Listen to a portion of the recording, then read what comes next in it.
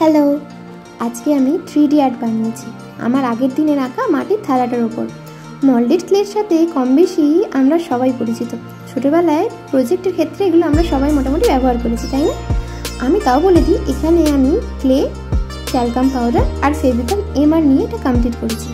কোনো টুলস আমার কাছে ছিল না, তাই একটু অসুবিধা হয়েছে, বাট শুরুটা তো সবসময় এরকম হঠাৎই হয়, তাই না? ইনস্টার একটা পেজে এরকম আর্ট দেখতে পেলাম, সেভ করবার আগেই হুট করে হারিয়ে গেল।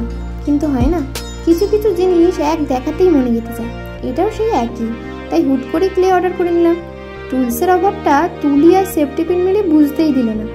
ফেসটা বানানোর সময় কোনো কোনো জায়গাতে মনে হচ্ছিল না, হয়তো আমার দ্বারা হবে না, বাট একটা ডায়লগ আছে না, হাল ছিল না বন্ধু। যেটা তোমরা কয়েক সেকেন্ডে দেখছো, সেটা আমার করতে 6 ঘন্টা সময় লেগেছে।